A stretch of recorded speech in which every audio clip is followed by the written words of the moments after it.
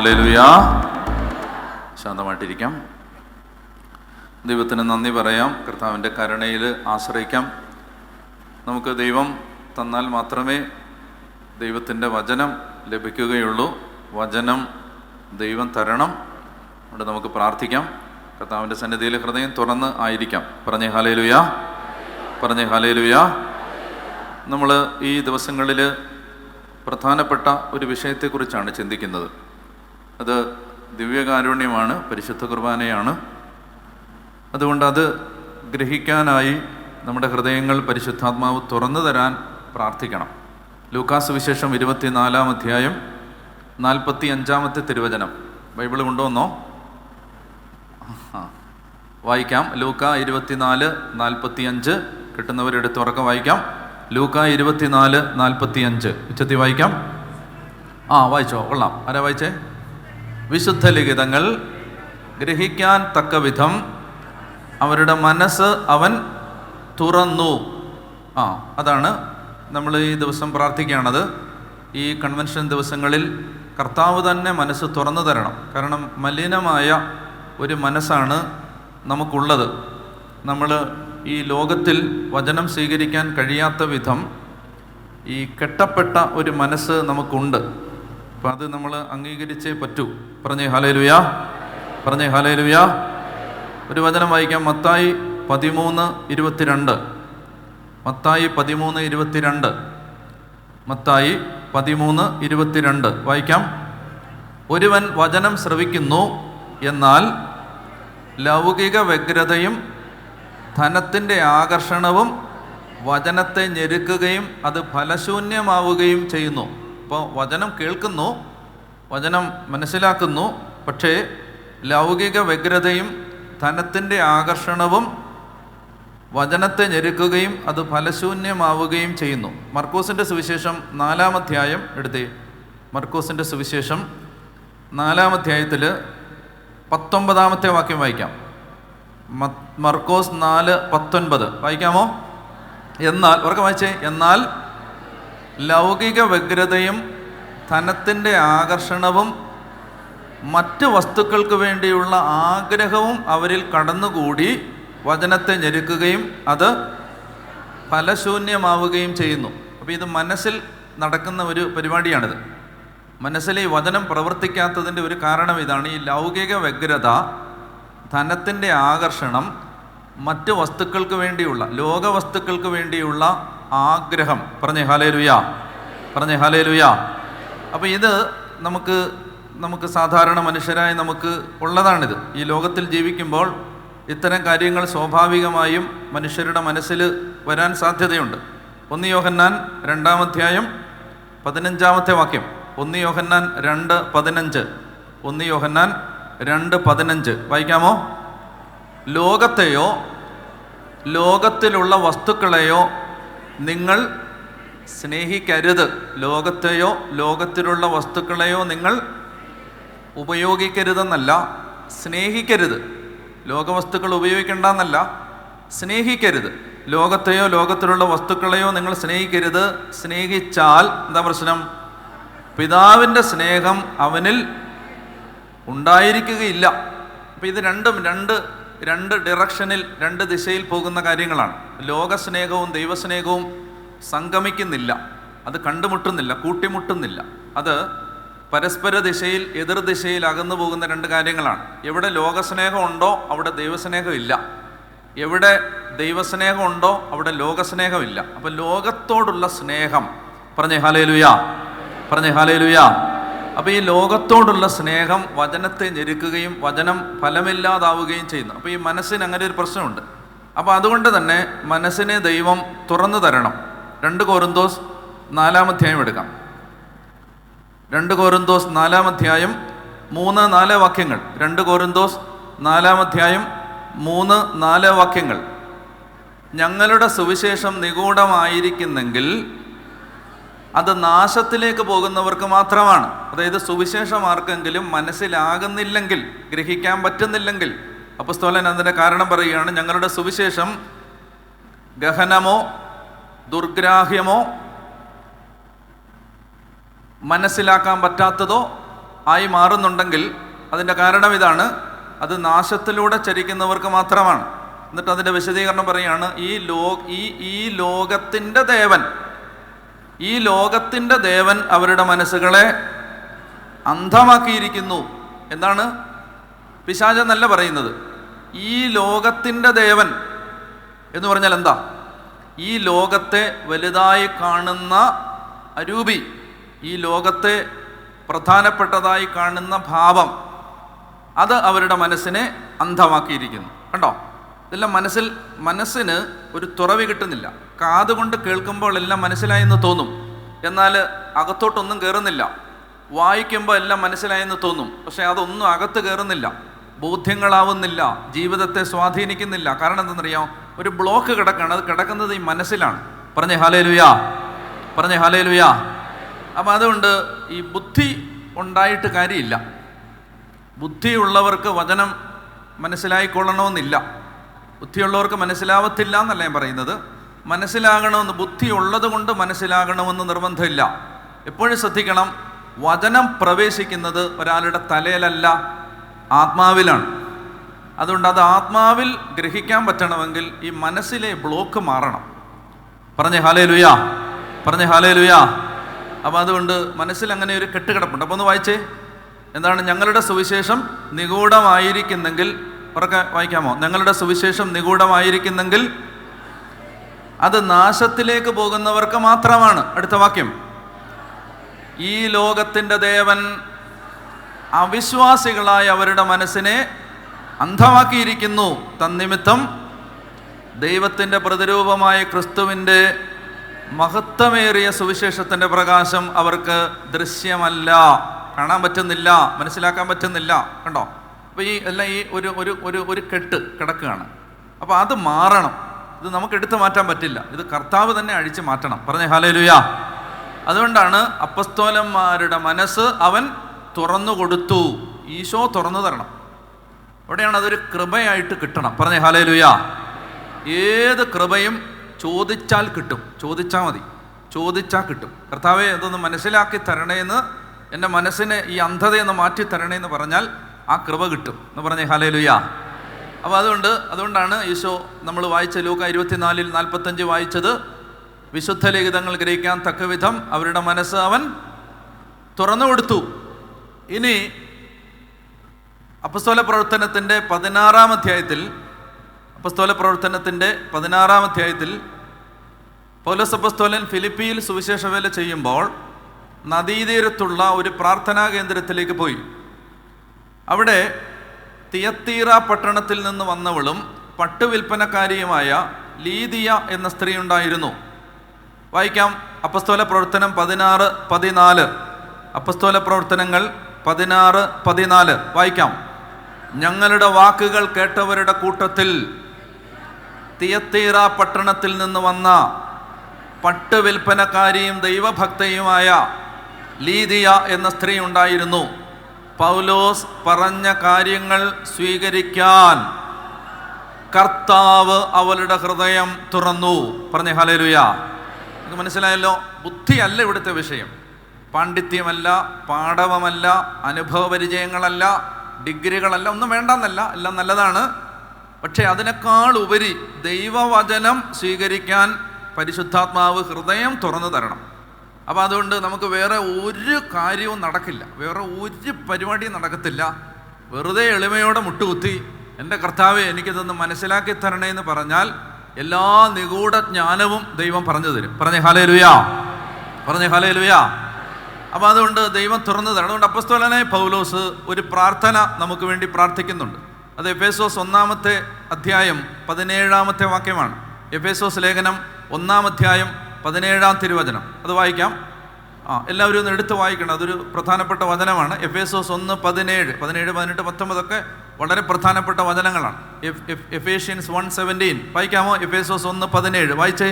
നമ്മുടെ കർത്താവായ യേശുക്രിസ്തുവിൻ്റെ ദൈവവും മഹത്വത്തിൻ്റെ പിതാവുമായവൻ ജ്ഞാനത്തിൻ്റെയും വെളിപാടിൻ്റെയും ആത്മാവിനെ നിങ്ങൾക്ക് പ്രദാനം ചെയ്തുകൊണ്ട് തന്നെക്കുറിച്ചുള്ള പൂർണ്ണമായ അറിവിലേക്ക് നിങ്ങളെ നയിക്കട്ടെ. അപ്പസ്തോലൻ്റെ എഫേസോസ് ലേഖനത്തിൽ 2 പ്രാർത്ഥനകളാണ് പൗലോസ് അപ്പസ്തോലൻ വായനക്കാരായി നമുക്ക് വേണ്ടി നടത്തുന്നത്.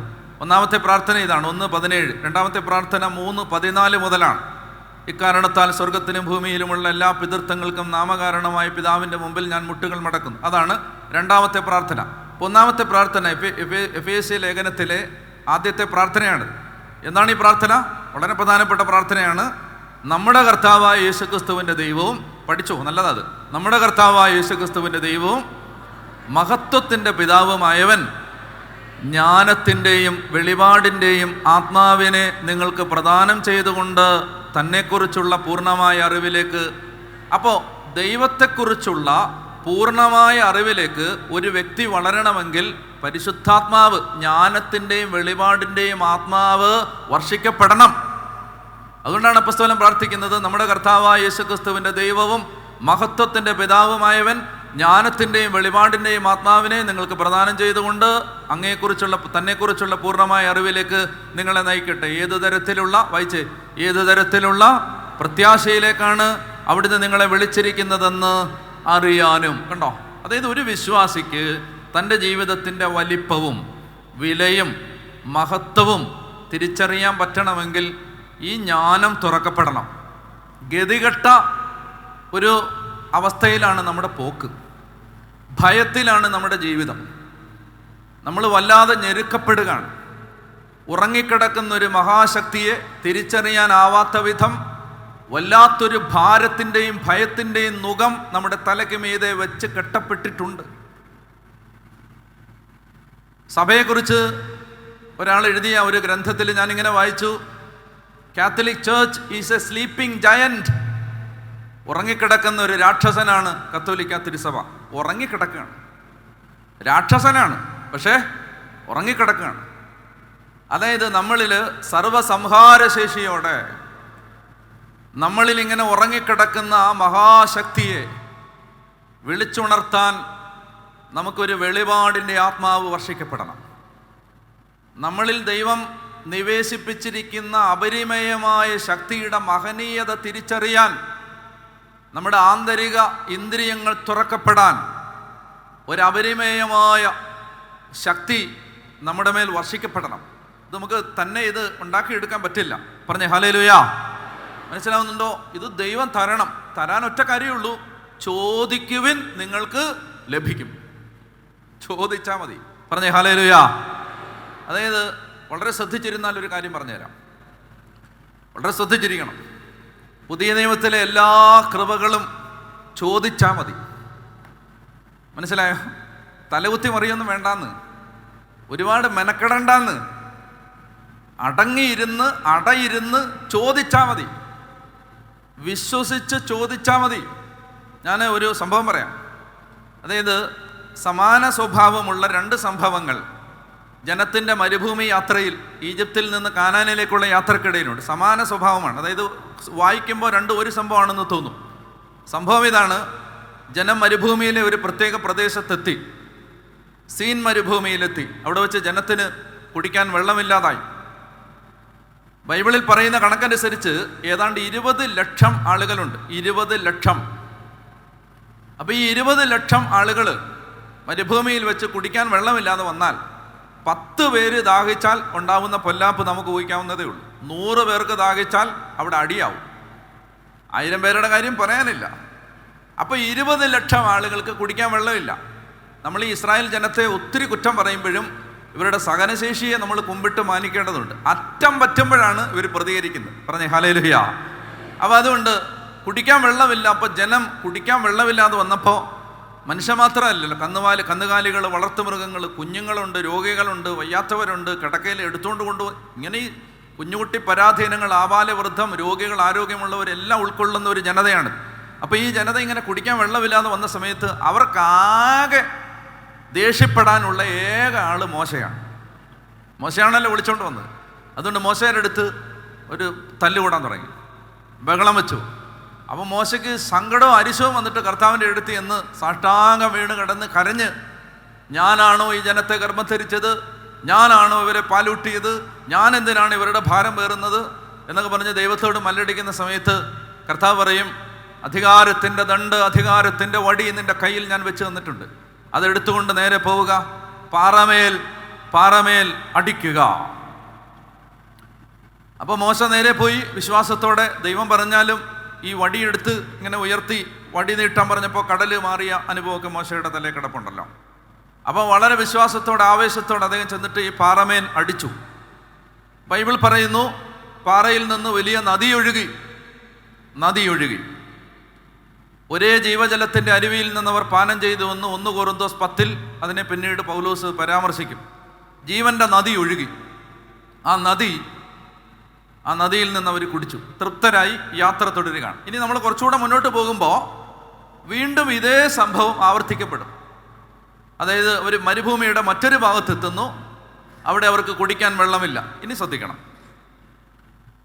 വെള്ളമില്ലാതെ വന്നപ്പോൾ മോശയെ അവർ വലിച്ചു കീറുമെന്നൊരവസ്ഥ വരുമ്പോൾ മോശ ദൈവത്തിൻ്റെ അടുത്ത് ചെന്നു. ഇത്തവണ മോശ വളരെ പര്യാകുലനും വളരെ അമർഷം പൂണ്ടവനും വളരെ കുപിതനുമായിട്ടാണ് ദൈവത്തിൻ്റെ അടുത്തേക്ക് ചെല്ലുന്നത്. ദൈവത്തിൻ്റെ അടുത്തേക്ക് ചെന്നിട്ട് അദ്ദേഹം ദൈവത്തോട് ഈ അമർഷവും ദേഷ്യവും എല്ലാം വെളിപ്പെടുത്തുമ്പോൾ കർത്താവ് മോശയോട് പറഞ്ഞു, നീ നേരെ പോയി ആ പാറയോട് കൽപ്പിക്കുക, പാറയോട് പറയുക. ഈ പഴയ ഓർമ്മ കിടപ്പുണ്ടല്ലോ, അടിച്ച ഓർമ്മ. ആദ്യം പോയപ്പോൾ അടിക്കുകയല്ലേ ചെയ്തേ. ഈ അനുഭവത്തിന് ഈ പ്രശ്നമുണ്ട്, ഈ പരിചയ സമ്പത്തിന് ഈ പ്രശ്നമുണ്ട്. എന്തെന്നറിയാം, അത് നമ്മുടെ സകല ആശ്രയത്വത്തെയും നശിപ്പിക്കും. ഈ മുൻകാല പരിചയങ്ങളുടെ, ഇപ്പം ഞാൻ എൻ്റെ കാര്യം പറഞ്ഞാൽ എന്താ, ഞാനിത് 18-19 കൊല്ലമായി ഇതിങ്ങനെ നിൽക്കാൻ തുടങ്ങിയിട്ട്. ഈ അനുഭവത്തെ ഡിപ്പെൻഡ് ചെയ്താൽ അത് നമ്മളെ ദൈവാശ്രയത്വത്തെ നശിപ്പിച്ച് കളയും.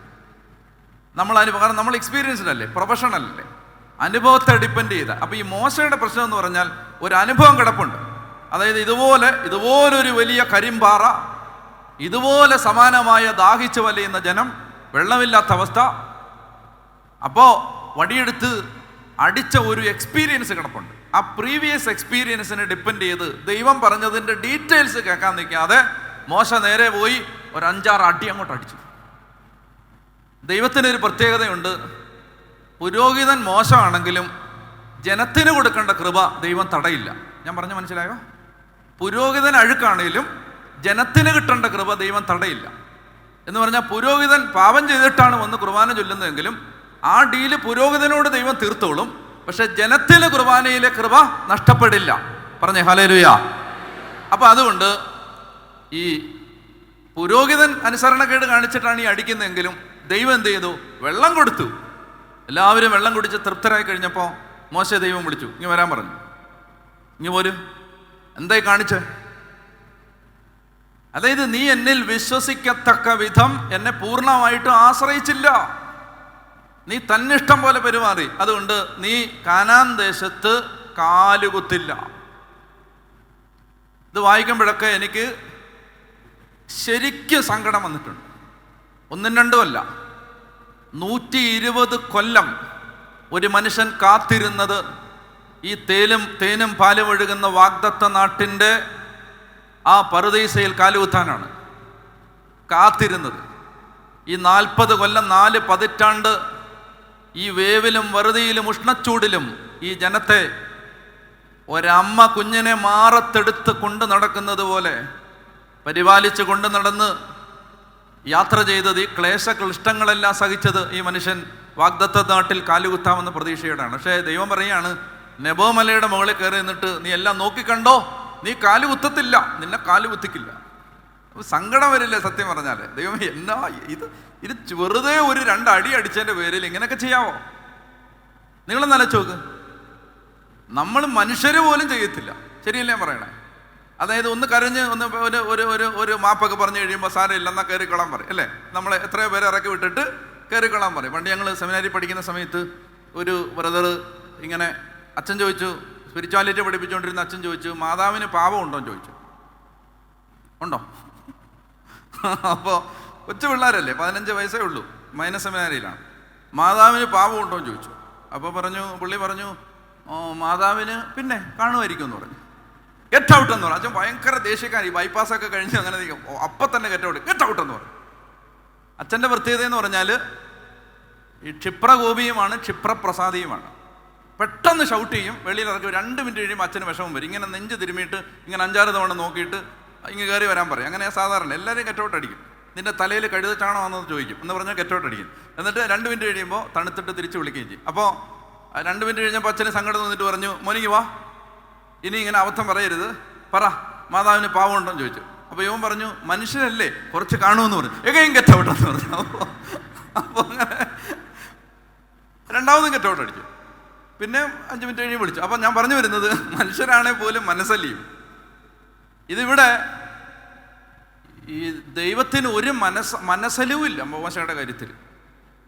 അപ്പം ഇനി എന്നെ ശ്രദ്ധിച്ചേ, ഞാൻ ആലോചിച്ചിട്ടുണ്ട്, ദൈവം എന്തിനായിരിക്കും ഇത്രയും കാർക്കശ്യത്തോടെ മോശയോട് പെരുമാറിയത്? 2 കാരണങ്ങളുണ്ടത്. 2 കാരണം. ഒന്നാമത്തെ കാരണം,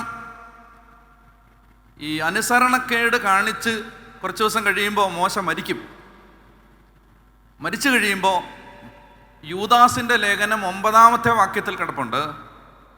മോശയുടെ ശരീരത്തെ ചൊല്ലി പിശാചിനോട് തർക്കിച്ചപ്പോൾ പ്രധാന ദൂതനായ മീഖായേൽ ഒരു നിന്ദാവചനം പോലും ഉച്ചരിക്കാൻ തുനിഞ്ഞില്ല. കർത്താവ് നിന്നെ ശാസിക്കട്ടെ എന്ന് മാത്രം പറഞ്ഞു. എന്ന് പറഞ്ഞാൽ ഒരു സംഭവം വിവരിക്കുകയാണ്. മോശ മരിച്ചു കിടക്കുമ്പോൾ മോശയുടെ ശരീരത്തിൻ്റെ മേലും ആത്മാവിൻ്റെ മേലും അവകാശം പറഞ്ഞുകൊണ്ട് സാത്താൻ വന്നു എന്നാണ് അവിടുത്തെ പരാമർശ വിഷയം.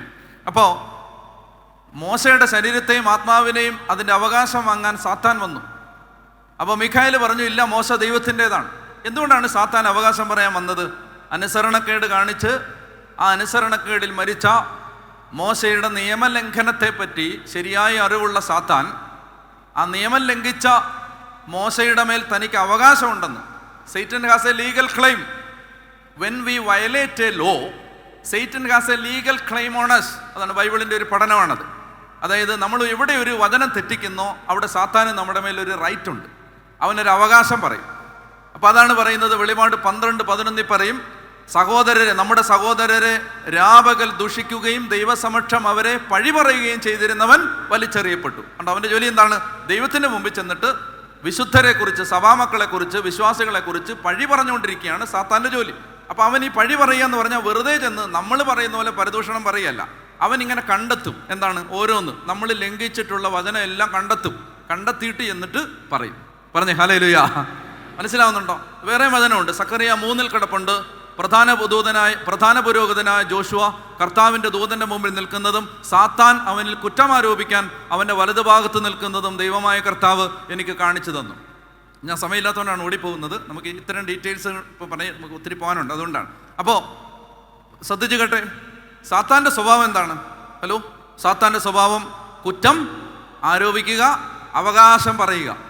ഈ ആളുടെ മേൽ, ഈ കുടുംബത്തിൻ്റെ മേൽ എനിക്കാണ് അവകാശം എന്ന് പറയുക. ഇതാണ് അവൻ്റെ ജോലി. അതിനവൻ ലൂപ്പ് ഹോളുകൾ കണ്ടുപിടിക്കും. നമ്മൾ എവിടെ വചനം തെറ്റിച്ചിട്ടുണ്ടോ, നമ്മൾ എവിടെ നിയമം തെറ്റിച്ചിട്ടുണ്ടോ, നമ്മൾ എവിടെ പാപത്തിൽ തുടരുന്നുണ്ടോ, അതവൻ കണ്ടുപിടിച്ചിട്ട് നമുക്കെതിരെ അവൻ ചെന്ന് ദൈവത്തോട് അവകാശം ഉന്നയിക്കും.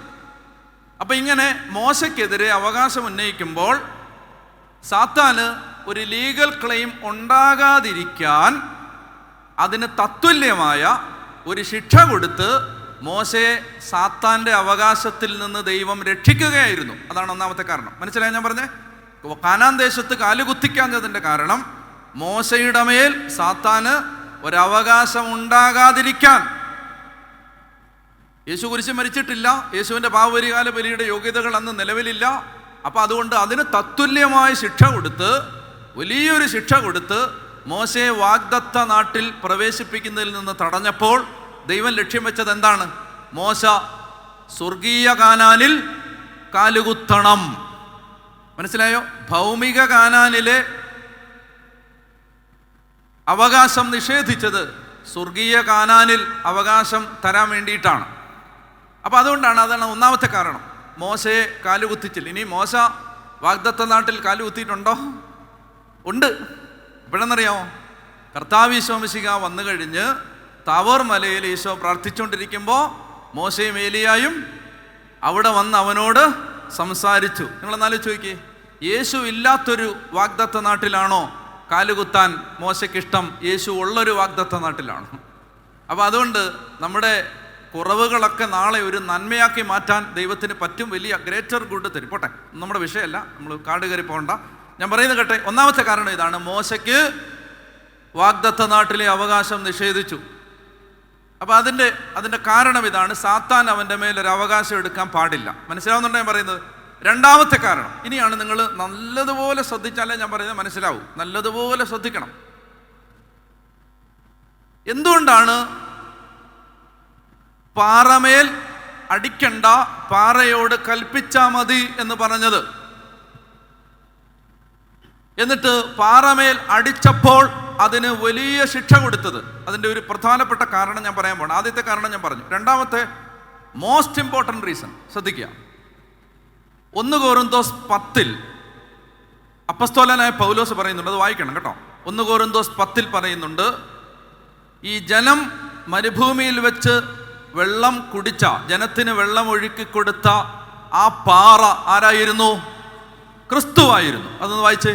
1 കൊരിന്ത്യസ് 10 1 കൊരിന്ത്യസ് 10 പറയുന്നുണ്ട്, 10-ാം അധ്യായത്തിൽ അവര് 2-ാമത്തെ വാക്യം വായിച്ചേ. അല്ലെ 1 മുതൽ വായിച്ചോ. 1 കൊരിന്ത്യസ് 10 1 മുതൽ. സഹോദരരെ, നമ്മുടെ പിതാക്കന്മാരെല്ലാവരും മേഘത്തണലിൽ ആയിരുന്നെന്നും കടലിലൂടെ കടന്നുവെന്നും നിങ്ങൾ മനസ്സിലാക്കണമെന്ന് ഞാൻ ആഗ്രഹിക്കുന്നു.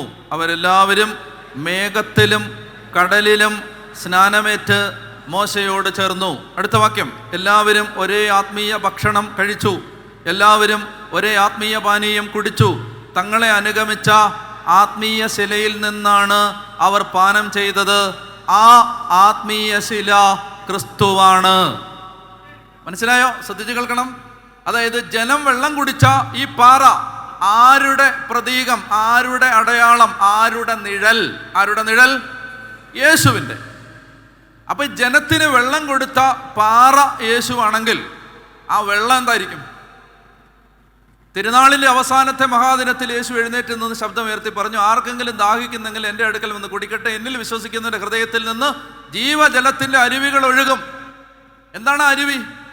അവനിത് പറഞ്ഞത് തന്നിൽ വിശ്വസിക്കുന്നവർ സ്വീകരിക്കാനിരിക്കുന്ന പരിശുദ്ധാത്മാവിനെ കുറിച്ചാണ്. ആ പാറ യേശുവാണെങ്കിൽ ആ വെള്ളം ആരായിരിക്കും? പരിശുദ്ധാത്മാവായിരിക്കും. പറഞ്ഞേ ഹല്ലേലൂയ. അപ്പൊ അതായത് മരുഭൂമിയിൽ ജനം വെള്ളം കിട്ടാതെ വലഞ്ഞപ്പോൾ അവർക്ക് ദൈവം ഒരു പാറയെ കാണിച്ചു കൊടുത്തു. ആ പാറ ആരാണ്? യേശു. ആ പാറയിൽ നിന്ന് വെള്ളം ഒഴുകി. ആ വെള്ളം ആരാണ്? പരിശുദ്ധാത്മാവ്. ഇനി ശ്രദ്ധിക്കുക, യേശുവാകുന്ന പാറയിൽ നിന്ന് പരിശുദ്ധാത്മാവാകുന്ന വെള്ളം ഒഴുകാൻ യേശുവാകുന്ന പാറയെ ഒരിക്കൽ മാത്രം ദൈവം അടിച്ച് തകർത്ത് കൊന്ന് കുരിശിലേറ്റി. ഒരിക്കൽ മാത്രം. ആ ബലി, ആ കുരിശിലെ ബലി എന്നേക്കുമുള്ള ഏക ബലിയാണ്. ഇനി പരിശുദ്ധാത്മാവിനെ ലഭിക്കാൻ രണ്ടാമതൊന്നുകൂടി യേശുവാകുന്ന പാറയെ അടിക്കേണ്ടതില്ല, യേശുവിനെ കുരിശിൽ തറയ്ക്കേണ്ടതില്ല. പോയി ചോദിച്ചാൽ മതി. പിടികിട്ടിയോ? ഒന്നുകൂടെ പറയാം, മനസ്സിലായോ ഞാൻ പറഞ്ഞേ? അതായത് ഇത് ആരുടെ പ്രതീകമാണ്? യേശുവിൻ്റെ. ഇത് യേശുവിൻ്റെ പ്രതീകമാണെങ്കിൽ ആ യേശുവാകുന്ന പാറയിൽ നിന്ന് പരിശുദ്ധാത്മാവാകുന്ന വെള്ളം ഒഴുകുന്നത് എങ്ങനെയാണ്? അവൻ്റെ പീഡാനുഭവത്തിൻ്റെയും മരണത്തിൻ്റെയും ഉത്ഥാനത്തിൻ്റെയും യോഗ്യതകളാലാണ്. ഒരു വചനം വായിച്ചാൽ കുറച്ചുകൂടെ വ്യക്തമാകും. അപ്പസ്തോല പ്രവർത്തനത്തിൽ 2-ാമത്തെ അധ്യായം എടുക്കുക. അപ്പസ്തോല പ്രവർത്തനത്തിൻ്റെ 2-ാമത്തെ അധ്യായം, അപ്പസ്തോല പ്രവർത്തനത്തിൻ്റെ 2-ാമത്തെ അധ്യായം 29 മുതൽ വായിക്കാം. അപ്പസ്തോല പ്രവർത്തനം 2-ാമത്തെ അധ്യായം 29 മുതൽ. സഹോദരരെ, ഗോത്രപിതാവായ ദാവീദിനെ കുറിച്ച് നിങ്ങളോട് ഞാൻ വ്യക്തമായി പറഞ്ഞുകൊള്ളട്ടെ. അവൻ മരിക്കുകയും സംസ്കരിക്കപ്പെടുകയും ചെയ്തു. അവൻ്റെ സൗഗുണീരം ഇന്നും നമ്മുടെ ഇടയിൽ ഉണ്ടല്ലോ. അവൻ പ്രവാചകനായിരുന്നു. തൻ്റെ അനന്തരഗാമികളിൽ ഒരാളെ തൻ്റെ സിംഹാസനത്തിൽ ഉപവിഷ്ടനാക്കുമെന്ന് ദൈവം അവനോട് ചെയ്ത ശപഥം അവൻ അറിയുകയും ചെയ്തിരുന്നു. അതുകൊണ്ടാണ് അവൻ പാതാളത്തിൽ ഉപേക്ഷിക്കപ്പെട്ടില്ല. അവൻ്റെ ശരീരം ജീർണിക്കാനിടയായതുമില്ല എന്ന് ക്രിസ്തുവിൻ്റെ പുനരുത്ഥാനത്തെ മുൻകൂട്ടി ദർശിച്ചുകൊണ്ട് അവൻ പറഞ്ഞത്. വളരെ ശ്രദ്ധിച്ച് വായിച്ചേ. ആ യേശുവിനെ ദൈവം ഉയർപ്പിച്ചു. ഞങ്ങളെല്ലാവരും അതിന് സാക്ഷികളാണ്. ദൈവത്തിൻ്റെ വലതുഭാഗത്തേക്ക് ഉയർത്തപ്പെടുകയും പിതാവിൽ നിന്ന് പരിശുദ്ധാത്മാവിൻ്റെ വാഗ്ദാനം സ്വീകരിക്കുകയും ചെയ്ത അവൻ ഈ ആത്മാവിനെ വർഷിച്ചിരിക്കും. അതായത് യേശുവിൻ്റെ പീഡാനുഭവം, കുരിശ് മരണം, ഉത്ഥാനം, സ്വർഗാരോഹണം, ഇത് കഴിഞ്ഞ് ഈ കാര്യങ്ങളുടെ യോഗ്യതകളാലാണ് പരിശുദ്ധാത്മാവ് വർഷിക്കപ്പെടുന്നത്. യേശു എന്താ പറഞ്ഞത്?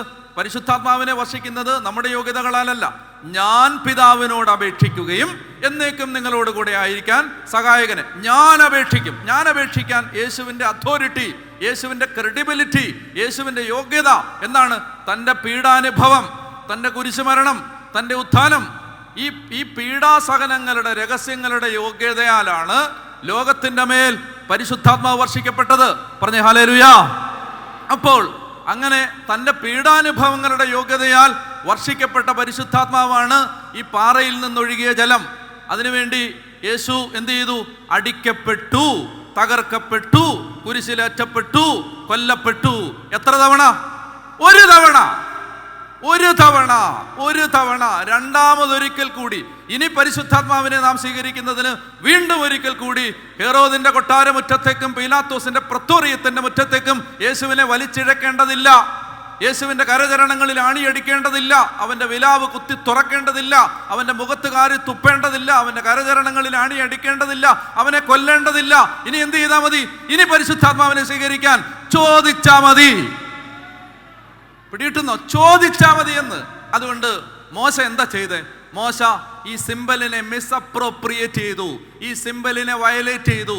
അതായത് ദൈവം പറഞ്ഞതുപോലെ കേൾക്കണം. കാരണം നാളെ പുതിയ നിയമത്തിൽ പൂർത്തിയാവേണ്ട, ഇതൾ വിരിയേണ്ട സംഭവങ്ങളുടെ നിഴലാണിത്. ആ നിഴല് തെറ്റിക്കരുത്. പിടികിട്ടിയോ? ആ നിഴല് തെറ്റിക്കരുത്. അതാ കാര്യം. പറഞ്ഞേ ഹല്ലേലൂയ. അപ്പം നമ്മൾ കാണുന്നതിനപ്പുറത്താണ് അതിൻ്റെ കാരണം. ഞാൻ പറഞ്ഞു വരുന്നത് എന്താണെന്നറിയോ? പുതിയ നിയമത്തിൽ തലകുത്തി മറിയൊന്നും വേണ്ട. എന്ത് ചെയ്താൽ മതി? വിശ്വസിച്ച് ചോദിച്ചാൽ മതി എന്ന്. ചോദിച്ചാൽ മതി. കാരണം ബാക്കി എല്ലാം ആര് ചെയ്തിട്ടുണ്ട്? ഈശോ ചെയ്തിട്ടുണ്ട്. കഷ്ടപ്പെടേണ്ടത് മുഴുവൻ അവൻ കഷ്ടപ്പെട്ടിട്ടുണ്ട്. നമ്മൾ എന്ത് ചെയ്താൽ മതി? ചോദിക്കുക, വിശ്വസിക്കുക. ഒരിക്കൽ ഈ യഹൂദന്മാർ യേശുവിനോടൊരു ചോദ്യം ചോദിച്ചു. ആ ചോദ്യം ഇതാണ്: ദൈവഹിതം അനുസരിച്ച് പ്രവർത്തിക്കുന്നവരാകാൻ ഞങ്ങൾ എന്ത് ചെയ്യണം? അതായത് ഈശോ ഒരു കാര്യം പറഞ്ഞു. യോഹന്നാൻ 6 ഈശോ ഒരു കാര്യം എടുത്തു വെച്ചോ. യോഹന്നാൻ 6 24 മുതലുള്ള വാക്യങ്ങളിൽ ഈശോ ഒരു കാര്യം പറഞ്ഞു.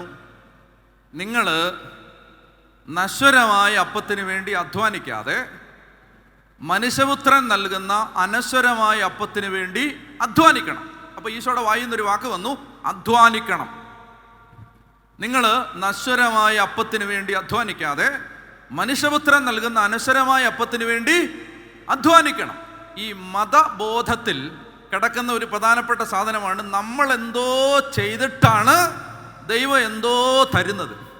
ഈ ധാരണയാണ് പുതിയ നിയമം പൊളിച്ചെഴുതിയത്. നീ ഒന്നും ചെയ്തിട്ടില്ല, വിശ്വാസം വഴി കൃപയാലാണ് നീ രക്ഷിക്കപ്പെട്ടത്, അത് ദൈവത്തിൻ്റെ ദാനമാണ്, നിന്റെ പ്രവൃത്തിയുടെ ഫലം അല്ല.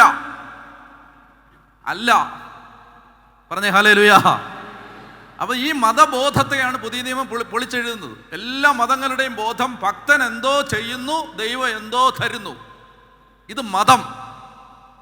എന്നാ സുവിശേഷം അതല്ല. സുവിശേഷം എന്തെന്നറിയാം? നീ ഒന്നും ചെയ്യുന്നില്ല, നിനക്ക് ദൈവം തരുന്നു. ഒറ്റ കാര്യം ചെയ്യാൻ പറഞ്ഞിട്ടുള്ളൂ, ഒറ്റ കാര്യം. അപ്പൊ ഒരു വാക്ക് കേട്ടോണേ, ഒരു വാക്ക് അറിയാതെ ഈശോയുടെ വായി, അറിയാതല്ല, ഒരു വാക്ക് ഈശോയുടെ വായിൽ നിന്ന് വീണു. എന്താണ്? നിങ്ങൾ നശ്വരമായ അപ്പത്തിന് വേണ്ടി അധ്വാനിക്കാതെ മനുഷ്യപുത്രൻ നൽകുന്ന അനശ്വരമായ അപ്പത്തിന് വേണ്ടി അധ്വാനിക്കണം.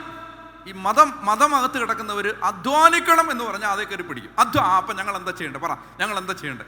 ഞങ്ങൾ എന്ത് ചെയ്താൽ ഇത് കിട്ടും? ഉടനെ ഉടനെ അവർ ചോദിച്ചു, ദൈവഹിതം അനുസരിച്ച് പ്രവർത്തിക്കുന്നവരാകാൻ ഞങ്ങൾ എന്ത്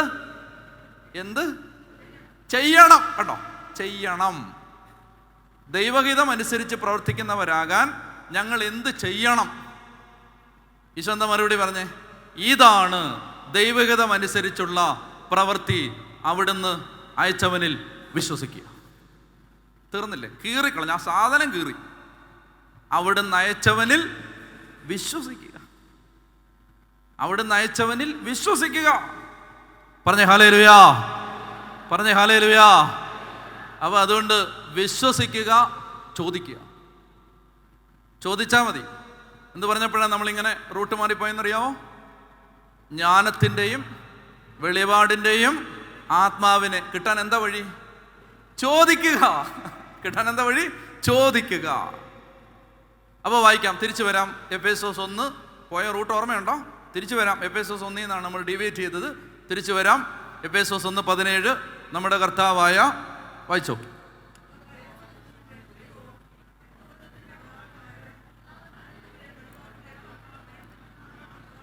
നമുക്ക് പ്രദാനം ചെയ്തുകൊണ്ട് അങ്ങയെക്കുറിച്ചുള്ള പൂർണ്ണമായ അറിവിലേക്ക് നമ്മെ നയിക്കട്ടെ. അപ്പോൾ ജ്ഞാനത്തിൻ്റെയും വെളിപാടിൻ്റെയും ആത്മാവിനെ പ്രദാനം ചെയ്തുകൊണ്ട് അങ്ങയെക്കുറിച്ചുള്ള പൂർണ്ണമായ അറിവിലേക്ക് നമ്മെ നയിക്കട്ടെ. ശ്രദ്ധിക്കാവോ?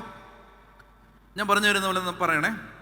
ഞങ്ങളുടെ കർത്താവായ യേശുക്രിസ്തുവിൻ്റെ ദൈവവും മഹത്വത്തിൻ്റെ പിതാവുമായവനെ, ഞങ്ങളുടെ കർത്താവായ യേശുക്രിസ്തുവിൻ്റെ ദൈവവും മഹത്വത്തിൻ്റെ പിതാവുമായവനെ, ജ്ഞാനത്തിൻ്റെയും വെളിപാടിൻ്റെയും ആത്മാവിനെ ഞങ്ങൾക്ക് പ്രദാനം ചെയ്തുകൊണ്ട് അങ്ങയെക്കുറിച്ചുള്ള പൂർണ്ണമായ അറിവിലേക്ക് ഞങ്ങളെ നയിക്കണമേ, ഞങ്ങളെ നയിക്കണമേ. അപ്പോൾ ഇതിന് ദൈവം തന്നെ ജ്ഞാനത്തിൻ്റെയും വെളിപാടിൻ്റെയും ആത്മാവിനെ നമുക്ക് പ്രദാനം ചെയ്യണം. അതുകൊണ്ടാണ് മത്തായിയുടെ സുവിശേഷത്തിൻ്റെ 10-ാമത്തെ അധ്യായത്തിൽ 25-ാമത്തെ വാക്യം, മത്തായി 10:25, എല്ലാവരും എടുത്തൊന്ന് വായിക്കാമോ? മത്തായി 10:25. യേശു ഉദ്ഘോഷിച്ചു. മത്തായി 10 അല്ല, മത്തായി 11. മത്തായി 11:25. യേശു ഉദ്ഘോഷിച്ചു. വായിച്ചേ. സ്വർഗത്തിൻ്റെയും ഭൂമിയുടെയും നാഥനായ പിതാവേ, നീ ഈ കാര്യങ്ങൾ ബുദ്ധിമാന്മാരിൽ നിന്നും വിവേകികളിൽ നിന്നും മറച്ച് ശിശുക്കൾക്ക് വെളിപ്പെടുത്തിയതിനാൽ ഞാൻ നിന്നെ സ്തുതിക്കുന്നു. ആ വാക്ക് ഏതാണ്? വെളിപ്പെടുത്തി. കണ്ടോ? അത് വളരെ പ്രധാനപ്പെട്ടൊരു വാക്കാണ് ബൈബിളിലെ. വെളിപാട്, റെവലേഷൻ, വെളിപ്പെടുത്തി. മനസ്സിലായി? ഇത് മനുഷ്യൻ ആർജിച്ചെടുക്കുന്ന ഒരു അറിവല്ല. ഇത് വെളിപ്പെടുത്തപ്പെടണം, ഇത് റിവീൽ ചെയ്യപ്പെടണം. നിങ്ങൾ വളരെ ശ്രദ്ധിച്ചെന്നെ കേൾക്കാവോ? അതായത് നമ്മൾ ബൈബിളിൽ ഒരു പാസേജ് വായിക്കുമ്പോൾ നിങ്ങൾക്ക് ഭാഷ അറിയാമെങ്കിൽ, നിങ്ങൾക്ക് അത്യാവശ്യം ഗ്രഹണശേഷി ഉണ്ടെങ്കിൽ, വായിക്കുന്ന ഭാഗം നിങ്ങൾക്ക് മനസ്സിലാവും. എന്നാൽ ആത്മാവിലാവില്ല. മനസ്സിലാവും, ആത്മാവിലാവില്ല. ആത്മാവിലാകണമെങ്കിൽ പരിശുദ്ധാത്മാവ് അത് ആത്മാവിന് വെളിപ്പെടുത്തി തരണം. മനസ്സിലാവുന്നുണ്ടോ? മനസ്സിൽ നിന്ന് ആത്മാവിലേക്കുള്ള ഒരു ട്രാൻസിഷൻ, ഒരു യാത്ര. ആ യാത്രയാണ് പരിശുദ്ധാത്മാവ് നിർവഹിക്കുന്നതും നമ്മിൽ സംഭവിക്കേണ്ടതും. അതായത് വായിക്കുന്നത് ആത്മാവിൽ പ്രകാശിപ്പിക്കപ്പെടണം, ആത്മാവിൽ അത് തുറക്കപ്പെടണം. ഓരോ വചനം വായിക്കുമ്പോഴും ആത്മാവിൽ വെളിച്ചമായിട്ട് മാറണം. അത് മാറാൻ ഭൂമിയിലെ ഒരു സിസ്റ്റവും മനുഷ്യൻ കണ്ടുപിടിച്ചിട്ടില്ല. അതെങ്ങനെയാണ് ആത്മാവിൽ പ്രകാശിപ്പിക്കപ്പെടുന്നത്? അത് പരിശുദ്ധാത്മാവിന് മാത്രമേ ചെയ്തു തരാൻ പറ്റൂ. അതിന് തലകുത്തി മറിയേണ്ട ഒരു കാര്യമില്ല. എന്ത് ചെയ്താൽ മതി? ചോദിച്ചാൽ മതി. Very good. ഒന്ന് കൈയടിച്ച് കർത്താവിന് നന്ദി പറഞ്ഞ് ചോദിച്ചാൽ മതി. എൻ്റെ കർത്താവേ, എനിക്കിതൊന്ന് മനസ്സിലാക്കി തരണേ എന്ന് നമ്മൾ ഭാഷയുടെ പരിമിതി കൊണ്ട് പറയുകയാണ്. എനിക്കിതൊന്ന് ആത്മാവിലാക്കി തരണം. അങ്ങനെ ഒരു വാക്കില്ലാത്തതുകൊണ്ടാണ്. എനിക്ക് മനസ്സിലാക്കി തരണേ, എനിക്കിത് ഗ്രഹിക്കാൻ, എൻ്റെ ആത്മാവിൽ ഇത് ഗ്രഹിക്കാൻ എന്നെ സഹായിക്കണം. അത് വെളിപാടാണ്. ഇനി മത്തായിയുടെ സുവിശേഷത്തിൻ്റെ 16-ാമത്തെ അധ്യായം എടുത്തേ. 16-ാമത്തെ അധ്യായം 13 മുതലുള്ള വാക്യങ്ങൾ. മത്തായിയുടെ സുവിശേഷം 16-ാം അധ്യായം 13 മുതലുള്ള വാക്യങ്ങൾ. യേശു കേസരിയ ഫിലിപ്പി പ്രദേശത്തെത്തിയപ്പോൾ ശിഷ്യന്മാർ ചോദിച്ചു, മനുഷ്യപുത്രൻ ആരെന്നാണ് ജനങ്ങൾ? ഈശോ പറയാണ്, ഞാൻ ആരെന്നാണ് നാട്ടുകാർ പറയുന്നത്? അവർ പറഞ്ഞു, ചിലർ സ്നാപക യോഹന്നാൻ എന്നും, വായിക്കാം, മറ്റു ചിലർ ഏലിയ, ഉറക്കെ വായിക്കാമോ, വേറെ ചിലർ ജെറമിയ അല്ലെങ്കിൽ പ്രവാചകന്മാരിൽ ഒരുവനെന്നും പറയുന്നു. അവൻ അവരോട് ചോദിച്ചു, എന്നാൽ ഞാൻ ആരെന്നാണ്? കണ്ടോ? ഇപ്പൊ ചോദ്യം സ്ട്രെയിറ്റ് ആയി. അപ്പോസ്തലന്മാർ പെട്ടുപോയി. ഞാൻ ആരാണ്? ഇത് നിസ്സാരമായ ചോദ്യമല്ല. ഇതൊരു വ്യക്തിയുടെ ജീവിതത്തെയും വരാനുള്ള ജീവിതത്തെയും സ്വാധീനിക്കുന്ന ഒരു ചോദ്യമാണ്. കാരണം യോഹന്നാന്റെ സുവിശേഷത്തിൽ നിങ്ങൾ എടുക്കണ്ട, നിങ്ങൾ ഈ ഭാഗത്ത് നിന്നാൽ മതി, ഞാൻ വായിച്ചു കേൾപ്പിക്കാം. അതായത് ഈ ചോദ്യത്തിന് ഉത്തരം കിട്ടിയില്ലെങ്കിൽ നമ്മുടെ നിത്യജീവൻ അപകടത്തിലാവും. അങ്ങനെ അത്രയും പ്രധാനപ്പെട്ടൊരു ചോദ്യമാണിത്. യോഹന്നാന്റെ സുവിശേഷത്തിൻ്റെ 8-ാം അധ്യായത്തിൽ 24-ാമത്തെ വാക്യം, നിങ്ങൾ നിങ്ങളുടെ പാപങ്ങളിൽ മരിക്കുമെന്ന് ഞാൻ നിങ്ങളോട് പറഞ്ഞു. എന്തെന്നാൽ ഞാൻ തന്നെ എന്ന് വിശ്വസിക്കുന്നില്ലെങ്കിൽ നിങ്ങൾ നിങ്ങളുടെ പാപങ്ങളിൽ മരിക്കും. എന്ന് പറഞ്ഞാൽ ഞാൻ യഥാർത്ഥത്തിൽ ആരാണ് എന്ന് മനസ്സിലാക്കുന്നില്ലെങ്കിൽ നിത്യജീവൻ അപകടത്തിലാവും. അപ്പം അത്രയും പ്രധാനപ്പെട്ട ചോദ്യമാണിത്. ഞാൻ ആരെന്നാണ് നിങ്ങൾ പറയുന്നത്? 16-ാമത്തെ വാക്യം, മത്തായി 16:16. ശിമയോൻ പത്രോസ് പറഞ്ഞു, നീ, പറക്കെ വായിക്കുക, നീ ജീവനുള്ള ദൈവത്തിൻ്റെ പുത്രനായ ക്രിസ്തുവാണ്. നീ ജീവനുള്ള ദൈവത്തിന്റെ പുത്രനായ ക്രിസ്തുവാണ്. കേട്ടോ, എന്തൊരു വലിയ സ്റ്റേറ്റ്മെന്റ് ആണ്. നീ ജീവനുള്ള ദൈവത്തിന്റെ പുത്രനായ ക്രിസ്തുവാണ്. ഈ വിശ്വാസം, അതായത് യേശു ക്രിസ്തുവാണ് എന്ന വിശ്വാസം പുതിയ നിയമത്തിൽ ആദ്യമായി ഏറ്റുപറഞ്ഞ പുരുഷൻ ആരാണ്? ഹലോ, ആരാണ്? പത്രോസ്. സ്ത്രീ ആരാണ്? പുതിയ നിയമത്തിൽ ആദ്യമായിട്ട് നീ ദൈവത്തിന്റെ പുത്രനായ ക്രിസ്തുവാണെന്ന് ഏറ്റുപറഞ്ഞ സ്ത്രീ ആരാണ്? മർത്ത. മഗ്ദലന മറിയ എല്ലാം മർത്തയാണ് പറഞ്ഞേ ഹല്ലേലൂയ. ഓക്കെ, അപ്പോ പറയാണ്, യേശു അവനോട് അരുളി ചെയ്തു. വാക്യം 17, മത്തായി 16:17. യേശു അവനോട് അരുളി ചെയ്തു, യോനായുടെ പുത്രനായ ശിമയോനെ, നീ ഭാഗ്യവാൻ. മാംസ രക്തങ്ങൾ അല്ല എന്ന് പറഞ്ഞാൽ ജഡമല്ല, നിന്റെ മനുഷ്യ ശക്തിയല്ല, മാനുഷിക ജ്ഞാനമല്ല, ആർജിച്ചെടുത്ത അറിവുകളല്ല, ഈ ഭൂമിയിൽ നിന്ന് കിട്ടിയ ജ്ഞാനമല്ല, മാംസരക്തങ്ങളല്ല, മറിച്ച് സ്വർഗസ്ഥനായ എൻ്റെ പിതാവാണ് നിനക്ക് ഇത്, അടുത്ത വാക്ക്, വെളിപ്പെടുത്തിയത്. ഇത് വളരെ പ്രധാനപ്പെട്ട വാക്കാണ്. വെളിപ്പെടുത്തണം.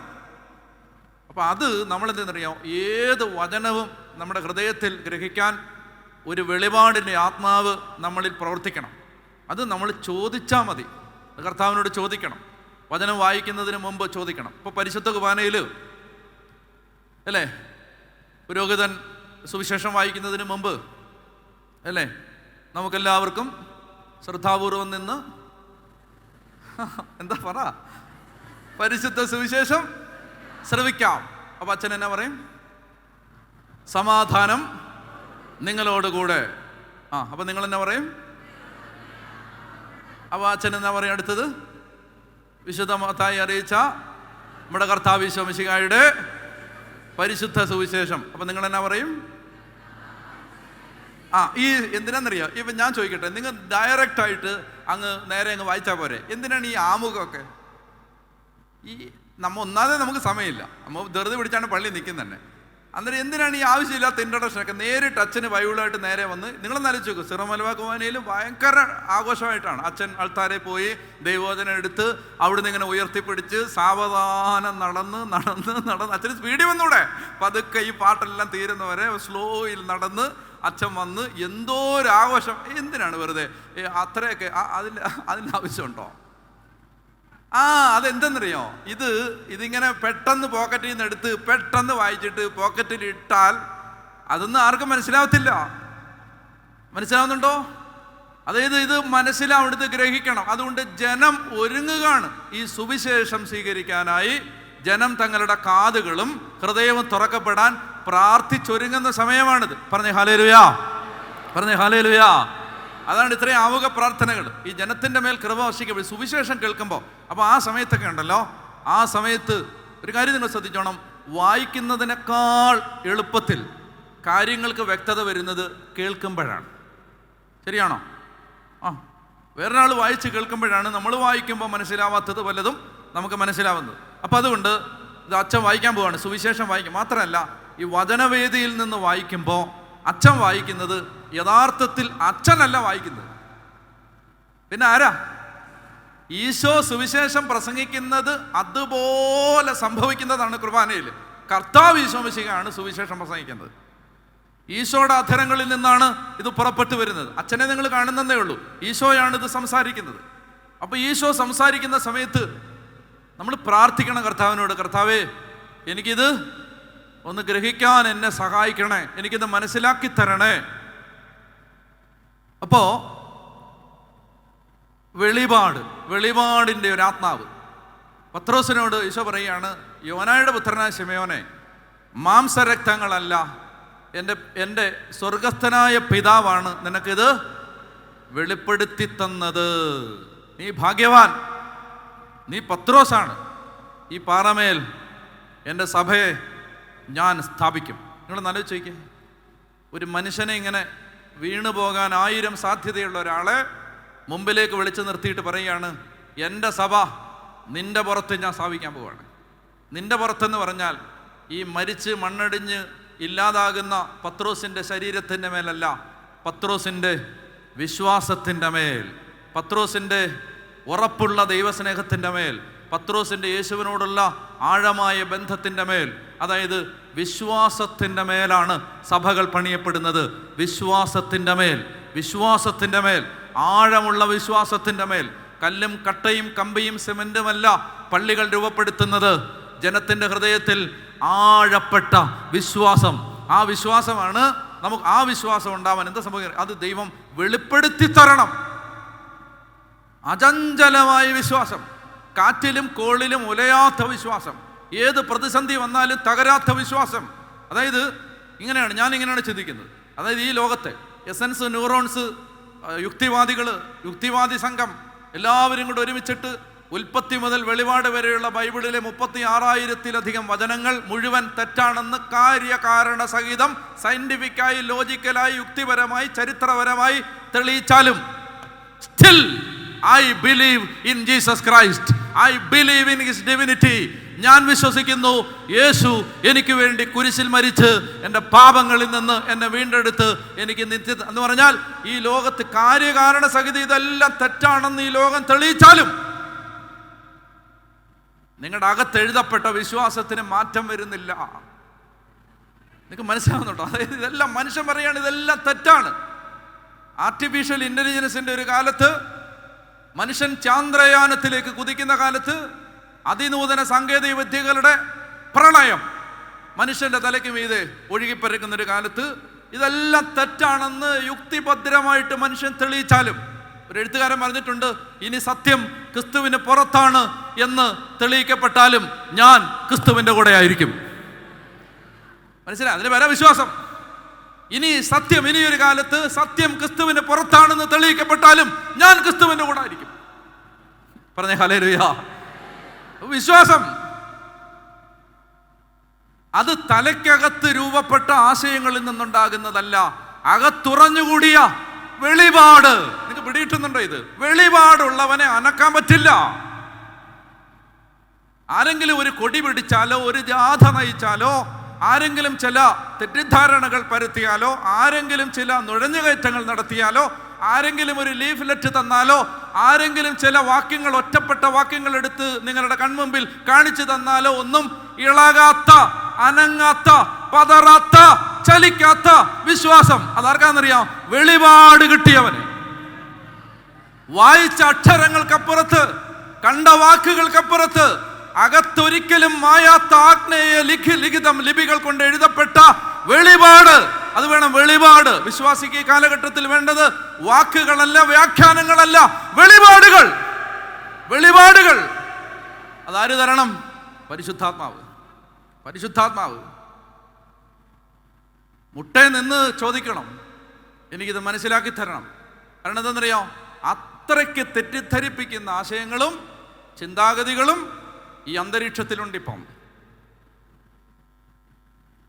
അതുകൊണ്ട് വളരെ എളുപ്പത്തിൽ മനുഷ്യൻ കീഴടങ്ങിപ്പോകുന്ന, ഉറപ്പില്ലാത്ത ഏത് വിശ്വാസിയും എന്താണെന്നറിയാം, അന്ത്യകാലത്തെക്കുറിച്ചുള്ള കർത്താവിൻ്റെയും അപ്പസ്തോലന്മാരുടെയും പ്രവചനങ്ങളിലെ ഏറ്റവും പ്രധാനപ്പെട്ട താക്കീത് എന്തെന്നറിയാമോ?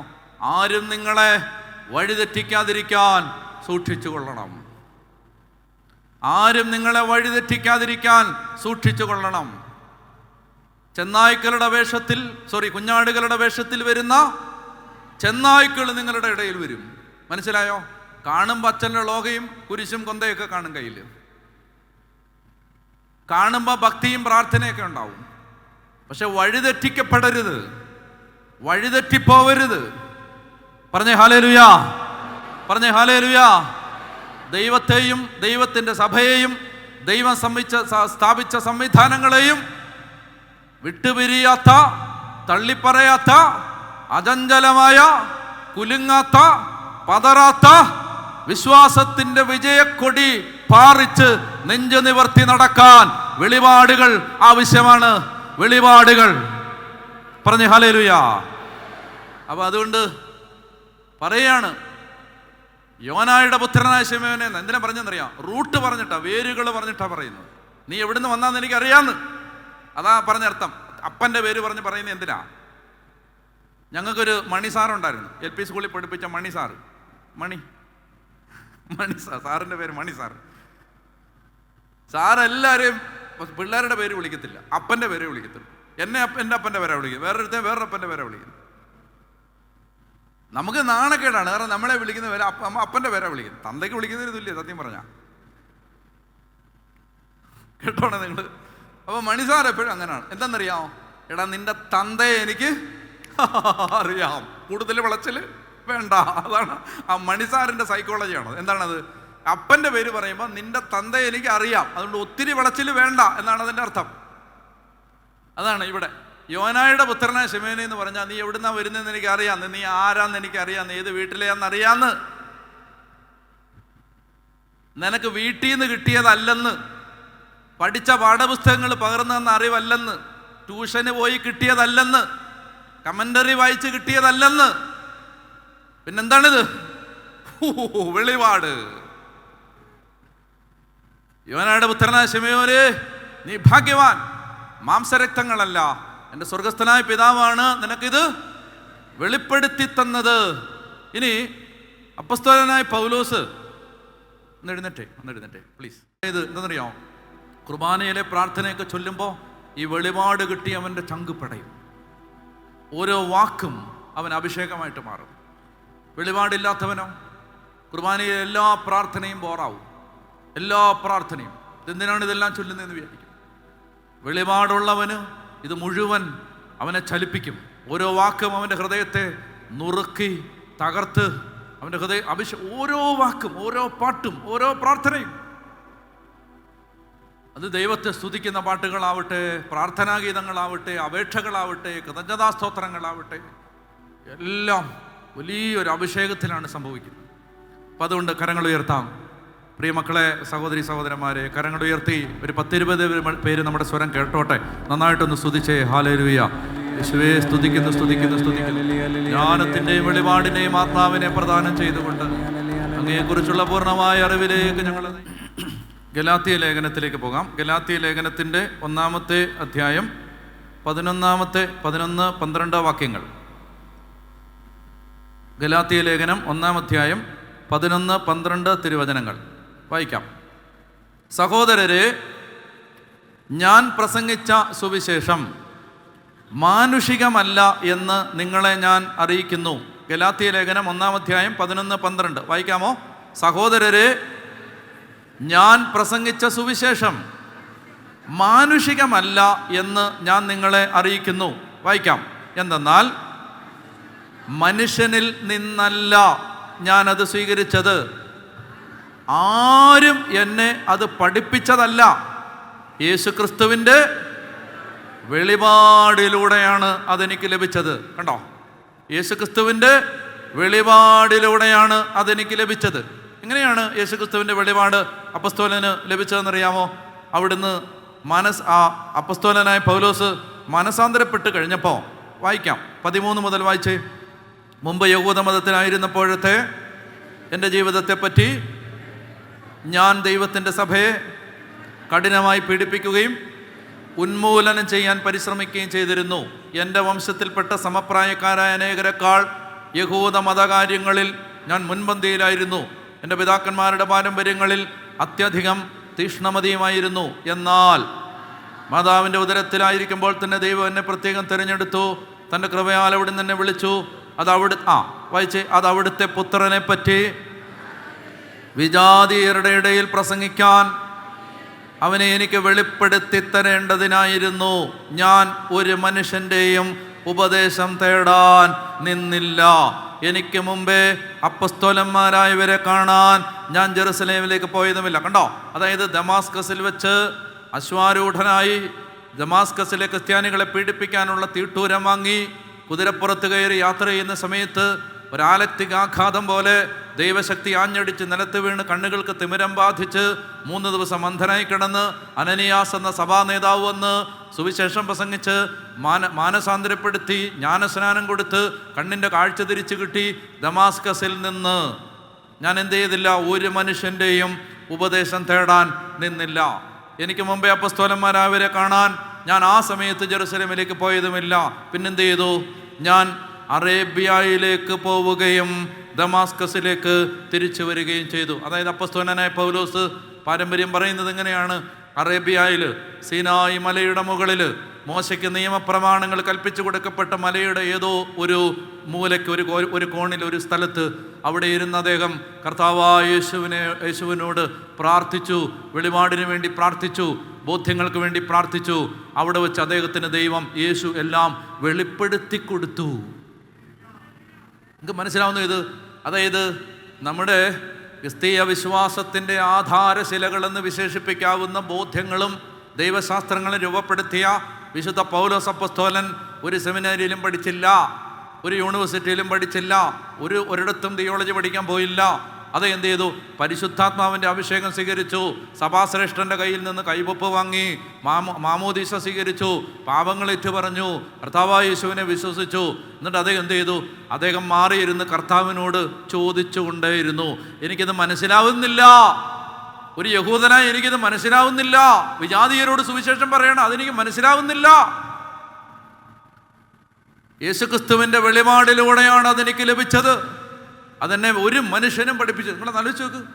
എന്നിട്ട് കൊളോസോസ് ലേഖനത്തിലേക്ക് വരുമ്പോൾ അദ്ദേഹം പറയും, യുഗയുഗാന്തരങ്ങളായി മറച്ചു വെക്കപ്പെട്ടിരുന്ന ഈ രഹസ്യം ഇപ്പോൾ ഇതാ ലോകത്തിന് വെളിപ്പെടുത്താൻ അവിടുന്ന് തിരുമനസ്സായിരിക്കുന്നു. മഹത്വത്തിൻ്റെ പ്രത്യാശയായ ക്രിസ്തു നിങ്ങളിലുണ്ട്. അതായത് ഒരു മനുഷ്യനും ആ കാലഘട്ടത്തിൽ ഈശോയുടെ കൂടെ നടന്ന ആളുകൾക്ക് പോലും കിട്ടാത്ത ബോധ്യങ്ങൾ യേശുവിൻ്റെ വ്യക്തിത്വത്തെക്കുറിച്ച് സ്വീകരിച്ച പൗലോസ് അപ്പോസ്തലന് അത് ലഭിച്ചത് ഒരു വെളിപാടിലൂടെയാണ്.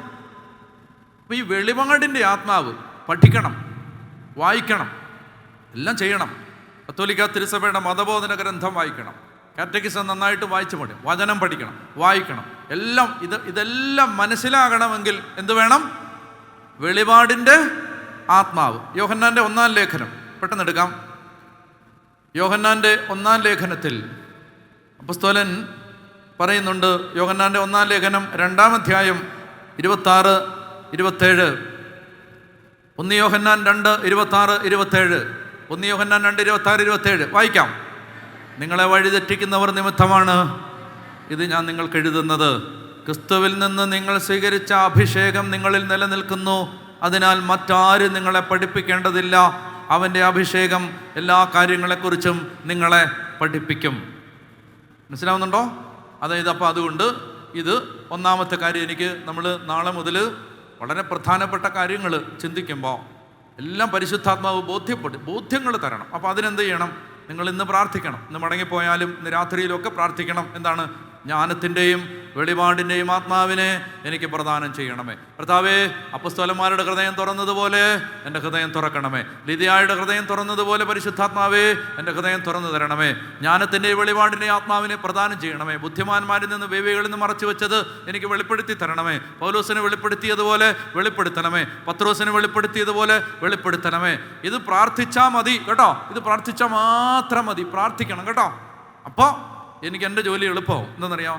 ഞാൻ പറയുമ്പോൾ തന്നെ നിങ്ങൾക്ക്, ഞാൻ പറയുന്നതിന് മുമ്പ് തന്നെ നിങ്ങൾക്ക് മനസ്സിലാവും. മനസ്സിലായാൽ അഭിഷേകം കത്തും. അതായത് വചനത്തിൻ്റെ ചുരുൾ അഴിയണം. അപ്പോൾ ഇത് മനസ്സിലാവണം. ഗഹനമായ കാര്യങ്ങളൊന്നുമില്ല, നിസാര കാര്യങ്ങളാണ്. പക്ഷേ തലയിലെല്ലാവർക്കും മനസ്സിലാവും. പക്ഷേ അകത്ത് കയറണം. അകത്ത് കയറണമെങ്കിൽ ആത്മാവ് ഒരു താക്കോലിട്ട് തുറക്കണം. ഇതാണ് എനിക്ക് പറയാനുള്ള ഒരു കാര്യം. ഒറ്റ കാര്യമുണ്ട്, അത് പറഞ്ഞാൽ വിടാം. ഒറ്റ കാര്യമുണ്ട്. രണ്ടാമത്തെ കാര്യം ഇതാണ്, ഈ ആത്മാവ് ഉണർത്തപ്പെടണം. ആത്മാവ് ഉണർത്തപ്പെടണം. അപ്പോൾ അതും നമ്മൾ പ്രധാനമായിട്ട് എടുക്കേണ്ട ഒരു കാര്യമാണ്. 119-ാം സങ്കീർത്തനം 119-ാം സങ്കീർത്തനം 119-ാം സങ്കീർത്തനത്തിൽ 34 മുതൽ വളരെ ശ്രദ്ധ വെച്ച് വായിക്കണം. സങ്കീർത്തനങ്ങൾ 119, 34 മുതൽ എല്ലാവരും എടുത്തിട്ട് വായിച്ചാൽ മതി. സങ്കീർത്തനങ്ങൾ 119, 34 മുതൽ. എല്ലാവരും എടുത്തോ, വായിക്കാം. ഞാൻ നിർത്തി വായിക്കാം. ഞാൻ അങ്ങയുടെ പ്രമാണം പാലിക്കാനും പൂർണ്ണ ഹൃദയത്തോടെ അതനുസരിക്കാനും വേണ്ടി എനിക്ക് അറിവ് നൽകണമേ. അറിവ്, ജ്ഞാനം.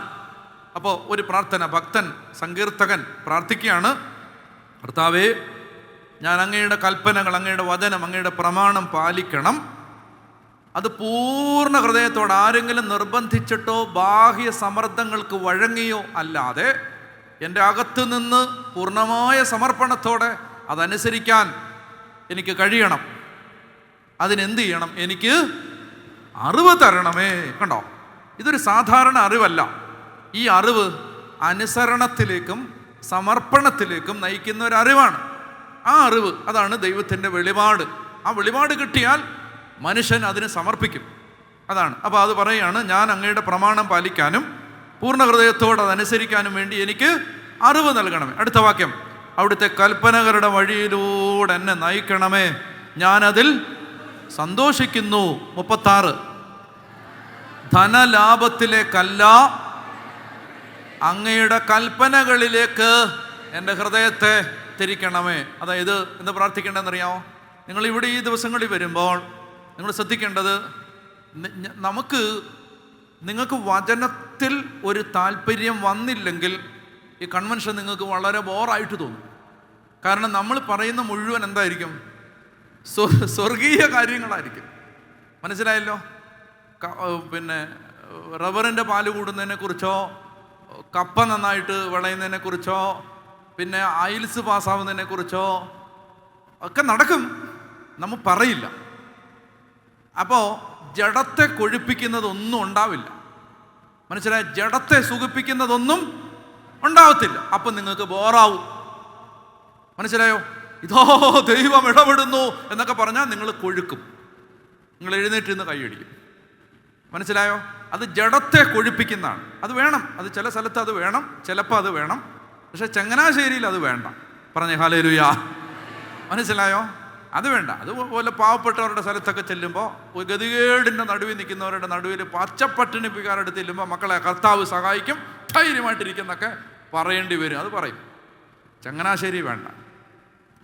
ചങ്ങനാശ്ശേരിയിൽ വേണ്ട എന്തെന്നറിയാമോ? ചങ്ങനാശ്ശേരി വേണ്ടത് ആത്മാവിൻ്റെ കാര്യങ്ങളാണ്, നിത്യജീവൻ്റെ കാര്യങ്ങൾ, നിലനിൽക്കുന്ന കാര്യങ്ങൾ. പറഞ്ഞേ ഹല്ലേലൂയ. അപ്പം അതുകൊണ്ട് എന്താ സംഭവിക്കുന്നതെന്നറിയാമോ? നിങ്ങൾക്ക് വചനത്തോട് ദാഹം വന്നില്ലെങ്കിൽ നിങ്ങൾ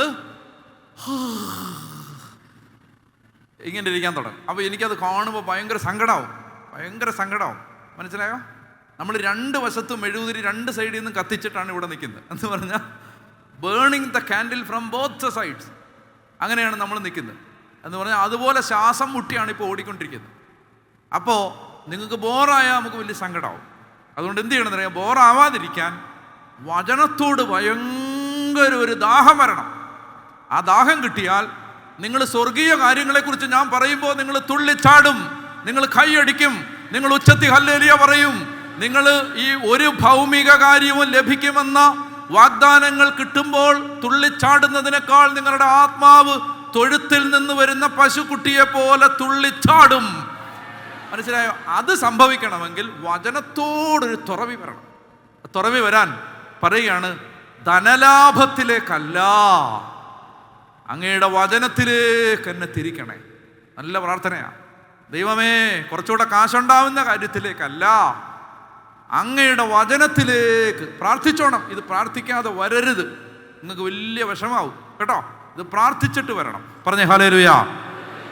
ഇനി നിലനിൽക്കുന്ന കാര്യങ്ങളെക്കുറിച്ച് അറിയുകയും നിത്യജീവൻ്റെ കാര്യങ്ങൾ പഠിക്കുകയും ചെയ്യുമ്പോൾ എൻ്റെ കഴിഞ്ഞ ഇത്രയും വർഷങ്ങളിലെ ബോധ്യം ഞാൻ പറയുകയാണ്, നമുക്ക് വേണ്ടതെല്ലാം ദൈവം അമർത്തി കുലുക്കി നിറച്ചടന്ന് മടിയിലിട്ട് തരികയും ചെയ്യും. ആ വഴിക്ക് നോക്കുക പോലും വേണ്ട, ദൈവം തന്നുകൊണ്ടിരിക്കും. പറഞ്ഞേ ഹല്ലേലൂയ. അത് പ്രാർത്ഥിക്കുക പോലും വേണ്ട, തരും. മനസ്സിലായോ? അതിങ്ങനെ ദൈവം ആവശ്യമുള്ളതെല്ലാം തന്നുകൊണ്ടിരിക്കും. നമ്മൾ അതിന് വലിയ ശ്രദ്ധ കൊടുക്കുകയേ വേണ്ട. മനസ്സിലാവുന്നുണ്ടോ? വണ്ടി ഓടുമ്പോൾ കരിയില പറക്കും. വണ്ടി ഓടുമ്പോൾ കരിയില പറക്കും. അത് സ്വാഭാവികമായിട്ട് അങ്ങനെയാണ്. വണ്ടി നന്നായിട്ട് പോകുമ്പോൾ കരിയിലൊക്കെ ഉണ്ടെങ്കിൽ, വണ്ടി നല്ല സ്പീഡിൽ പോയാൽ ഈ പൊടിയും കരിയിലയും അല്ലേ എല്ലാം പറക്കും. കരിയില പറപ്പിക്കാൻ വേണ്ടി വല്ലൊരു വണ്ടി ഓടിക്കുമോ? ഇല്ല. പിടിയിട്ടുന്നുണ്ടോ? കരിയില പറപ്പിക്കാൻ ആരും വണ്ടി ഓടിക്കത്തില്ല. വണ്ടി ഓടുമ്പോൾ അത് പറക്കും. അത് പറന്നോട്ടെ. അതാണ് ദൈവം നിലനിൽക്കുന്ന കാര്യങ്ങൾ പറയുമ്പോൾ ഭൗതിക അനുഗ്രഹങ്ങൾ കിട്ടും. പക്ഷെ ഭൗതിക അനുഗ്രഹങ്ങൾ കിട്ടാനല്ല നിലനിൽക്കുന്ന കാര്യങ്ങൾ പറയുന്നോ വചനം കേൾക്കാൻ വരുന്നോ ഒന്നും അതിനു വേണ്ടിയിട്ടല്ല. പക്ഷെ അതൊക്കെ തന്നെ നടക്കും. അതെല്ലാം ഈ വരുമ്പോൾ തന്നെ നടക്കും. പറഞ്ഞേ ഹല്ലേലൂയ. അപ്പോൾ ഞാൻ പറയുന്നത് എന്താ പറയുക, നിങ്ങൾ ഹൃദയം നൊന്ത് പ്രാർത്ഥിക്കണം. ദൈവമേ, ധനലാഭത്തിലേക്കല്ല അങ്ങയുടെ കൽപ്പനകളിലേക്ക് എൻ്റെ ഹൃദയത്തെ തിരിക്കണമേ. അടുത്തത്, വ്യർത്ഥതകളിൽ നിന്ന് എൻ്റെ നോട്ടം തിരിക്കണേ. മനസ്സിലായോ? എന്തോ ഒരു പ്രാർത്ഥനകളാണ് ഇതൊക്കെ. വ്യർത്ഥതകളിൽ നിന്ന് ദൈവമേ നശിച്ചു പോകുന്ന കാര്യങ്ങളിൽ നിന്ന് എൻ്റെ നോട്ടം ഒന്ന് മാറ്റിത്തരണേ. പാടാ, എളുപ്പമല്ല കേട്ടോ, എളുപ്പമല്ല. പറയുമ്പോൾ എളുപ്പമാണെന്ന് വിചാരിക്കരുത്, ഭയങ്കര പാടാ. വ്യർത്ഥതകളിൽ നിന്ന് എൻ്റെ ദൃഷ്ടി തിരിക്കണേ. പാടാണ്, ഭയങ്കര പാടാണ് കേട്ടോ. അത് ദൈവം തന്നെ നമുക്ക് ഇത് വ്യർത്ഥമാണെന്ന് ബോധ്യം തന്നാലേ പറ്റൂ. വ്യർത്ഥതകളിൽ നിന്ന് എൻ്റെ ദൃഷ്ടി തിരിക്കണേ, അങ്ങയുടെ മാർഗത്തിൽ ചരിക്കാൻ. അതാണ് ബോംബ്. അങ്ങയുടെ മാർഗത്തിൽ ചരിക്കാൻ എന്നെ ഉജ്ജീവിപ്പിക്കണമേ.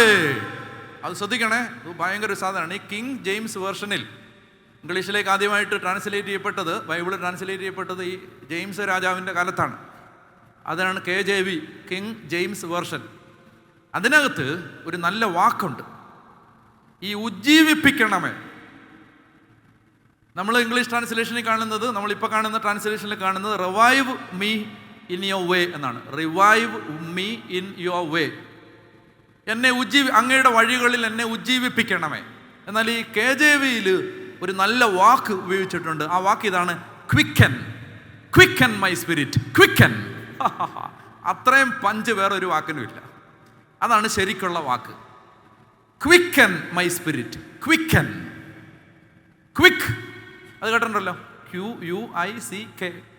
Quicken my spirit. ക്വിക്കൻ എന്ന് പറഞ്ഞാൽ ദൈവമേ എൻ്റെ ആത്മാവിനെ ഒന്ന് ഉണർത്തിത്തരണേ. ശ്രദ്ധിച്ച് കേൾക്കാവോ? ഞാൻ ഇത് പറഞ്ഞിട്ട് നിർത്താം. ശ്രദ്ധിച്ച് കേൾക്കാവോ?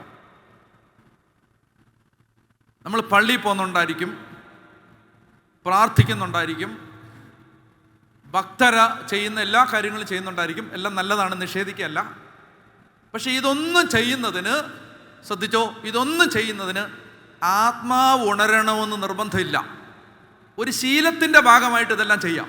രാവിലെ കട്ടൻ കാപ്പി കുടിച്ചില്ലെങ്കിൽ ഒരു അസ്വസ്ഥത, പത്രം വായിച്ചില്ലേ ഒരു അസ്വസ്ഥത, എന്ന് പറഞ്ഞ പോലെ പള്ളിയിൽ പോയില്ലെങ്കിൽ ഒരു അസ്വസ്ഥത. ഒരു ശീലത്തിൻ്റെ ഭാഗമായിട്ട് ഇത് വരാം. പിടികിട്ടുന്നോ? ഇത് ആത്മാവ് ഉണർന്നതിൻ്റെ ഭാഗമാവണമെന്നൊരു നിർബന്ധമില്ല. ഭക്തരെന്ന് എണ്ണപ്പെട്ടിരിക്കുന്നവരിൽ നല്ല ശതമാനം ആളുകളുടെയും, ക്ഷമിക്കുക, ആത്മാവ് ഉണർന്നിട്ടില്ല. ആത്മാവ് ഉണർന്നിട്ടില്ല.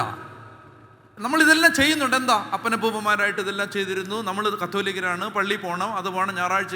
ഇത് ഒരു പരിധി വരെ ഒരുപാട് കാര്യങ്ങൾ സംഭവിക്കുന്നത് ഒരു പരിശീലനത്തിന്, ഒരു അനുശീലനത്തിൻ്റെ ഭാഗമായിട്ടാണ്. ഫോർമേഷൻ.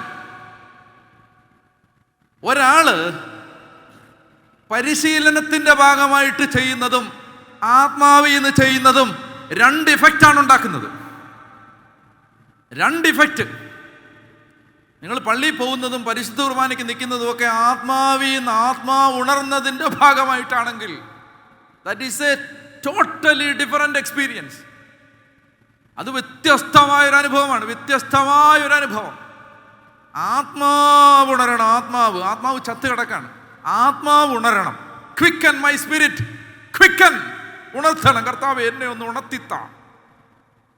അപ്പോൾ അതുകൊണ്ടല്ലോ, അത് മനുഷ്യൻ എത്ര കുലുക്കി വിളിച്ചാലും, എത്ര കൺവെൻഷൻ പന്തലുകളിൽ, എത്ര വാട്സ് സൗണ്ടിൽ നമ്മൾ സംസാരിച്ചാലും മനുഷ്യൻ്റെ ആത്മാവ് ഉണർത്താൻ ഒരു മനുഷ്യൻ്റെയും ശക്തിക്ക് കഴിവില്ല. അത് പരിശുദ്ധാത്മാവ് ഉണർത്തിത്തരണം. ആത്മാവ്. അതുകൊണ്ട് രണ്ടാമത്തെ കാര്യം എന്താ അറിയോ? പ്രാർത്ഥിക്കണം. കർത്താവേ, എൻ്റെ ആത്മാവിനെ ഒന്ന്, ദൈവമേ, അങ്ങയുടെ കാര്യങ്ങൾ കേൾക്കുമ്പോൾ, ഈ നിലനിൽക്കുന്ന കാര്യങ്ങൾ കേൾക്കുമ്പോൾ, സ്വർഗീയ കാര്യങ്ങൾ കേൾക്കുമ്പോൾ, ദൈവമേ, ആത്മീയ കാര്യങ്ങൾ കേൾക്കുമ്പോൾ തുള്ളിച്ചാടാൻ ദൈവമേ എൻ്റെ ആത്മാവിനെ ഒന്ന് ഉണർത്തിത്തരണമേ. പറഞ്ഞേ ഹല്ലേലൂയ. മനസ്സിലായോ? കൺവെൻഷൻ പന്തലുകൾക്ക് സംഭവിച്ച ഒരു അപകടം എന്തെന്നറിയാമോ? അത് ഒരു പരിധി വരെ ജഡത്തെ കൊഴിപ്പിച്ചു, ആത്മാവിനെ മൈൻഡ് ചെയ്തില്ല. ജഡത്തെ കൊഴിപ്പിച്ചു. ഞങ്ങളുടെ കുറ്റമാണ്, വേറെ ആരുടെയും കുറ്റം പറയില്ല, ഞങ്ങളുടെ കുറ്റമാണ്. കേൾവിക്കിമ്പമുള്ള പ്രഭാഷണങ്ങൾ നടന്നു, ആളുകൾക്ക് താല്പര്യമുള്ള വിഷയങ്ങൾ സംസാരിച്ചു. അതുകൊണ്ട് എന്ത് സംഭവിച്ചു? ആത്മീയ കാര്യങ്ങൾ കേൾക്കാനുള്ള ജനത്തിൻ്റെ ദാഹം അടഞ്ഞുപോയി. മനസ്സിലാവുന്നോ? ആത്മാവിൻ്റെ നിലനിൽക്കുന്ന കാര്യങ്ങൾ കേൾക്കാൻ പണ്ട് ചായക്കടകളിൽ പോലും ദൈവശാസ്ത്രം സംസാരിച്ചുകൊണ്ടിരുന്നൊരു തലമുറ ഈ മലയാള നാട്ടിലുണ്ടായിരുന്നു എന്ന് നിങ്ങൾ മറന്നു പോകരുത്.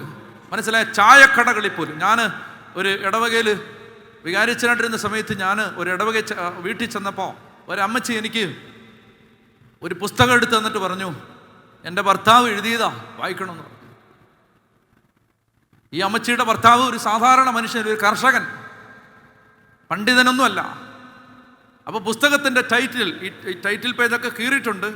ടൈറ്റിൽ ഞാൻ വായിച്ചു. ടൈറ്റിൽ ഇതാണ്: മറിയം നിത്യകന്യകയോ? Question mark.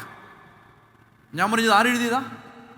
ഞാൻ വിചാരിച്ചു വല്ല സെമിനാരി പ്രൊഫസേഴ്സോ വല്ല ദൈവശാസ്ത്രജ്ഞന്മാരോ പണ്ഡിതന്മാരോ എഴുതിയോ. കാരണം മറിയത്തിൻ്റെ കന്യകാത്വം ദൈവശാസ്ത്ര വിഷയമാണ്, സാധാരണ മനുഷ്യന് കൈകാര്യം ചെയ്യുന്ന വിഷയമല്ലത്. മനസ്സിലായോ? തിയോളജിയാണ്.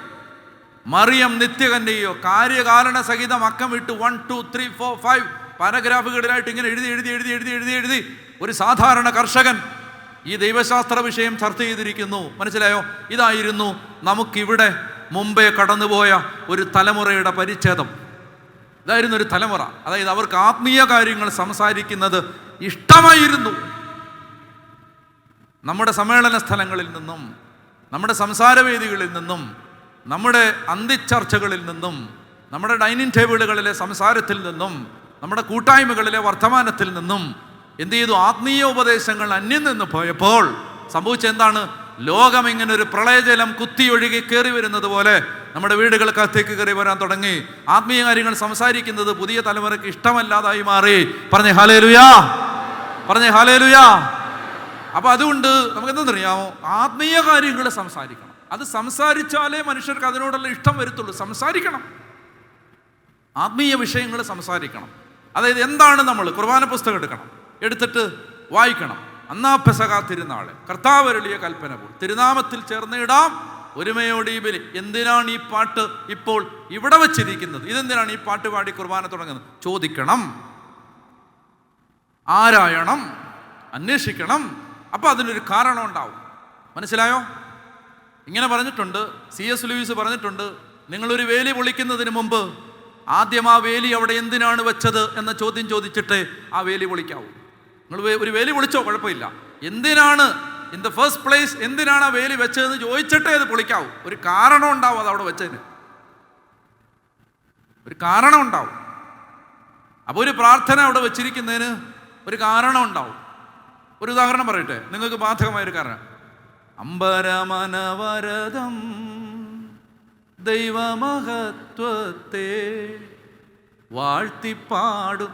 അമ്പരമനവരതം ദൈവമഹത്വത്തെ വാഴ്ത്തിപ്പാടും. ദിവ്യാത്മാവിൻ ഗീതികളാൽ, ഹല്ലേലൂയ ഗീതികളാൽ കർത്താവിൻ തിരുദിവസത്തിൻ നിർമ്മലമാകും അനുഗ്രഹം കൊണ്ടാടാം. എന്താ ഇത്? ഇതെന്താണ്?